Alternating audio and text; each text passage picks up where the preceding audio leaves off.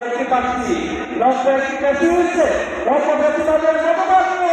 আমার বাংলাদেশের উন্নয়নকে বাংলাদেশের ইন্টারকে বাধাগ্রস্ত করার চেষ্টা করছে। একটি দল বিদেশ থেকে তার দলকে করছে। আমরা বলতে চাই এই বাংলাদেশের জমিনে বিদেশি প্রশাসন কোনো দল কোন রাষ্ট্রপতিকে দেখবেন না।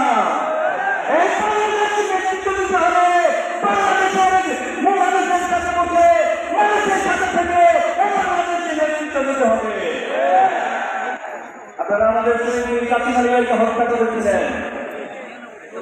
কাসিম আলী ভাই যখন তথাকথিত জুডিশিয়াল কিলিংয়ের মাধ্যমে সমাজের নেতৃত্বকে গ্রেফতার করা শুরু হলো, তখন আমার কাসিম আলী ভাই দেশের মাটিতে ছিলেন। ওনাকে বলা হয়েছিল, সীমানা বলেছিল আপনি দেশে আসবেন না, আপনি সেখানে প্রয়োজনে থাকুন।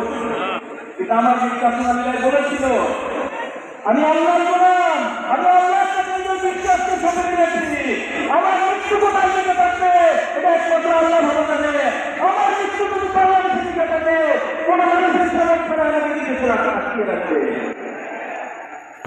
তিনি দেশে এসেছিলেন তথাকথিত ট্রাইব্যুনালের মাধ্যমে নির্মমভাবে ওনাকে হত্যা করা হয়েছে, জুডিশিয়াল কিলিং করা হয়েছে।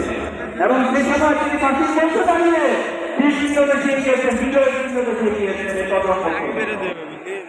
আমরা আমাদের কোরআনের কাছে আল্লামা সাইদিকে হারিয়েছি, জামাতের নেতৃবৃন্দকে হারিয়েছি, বাংলাদেশের আলেম আমাদেরকে হারিয়েছি। আমরা হারানোর মধ্য দিয়ে আমাদের শক্তি শক্তিকে পরিণত করেছিলাম। সেদিন আমরা আমাদের কষ্টগুলোকে টাকা দিয়ে শক্তিশালী করেছিলাম। বাংলাদেশের আগামী মানুষ আগামী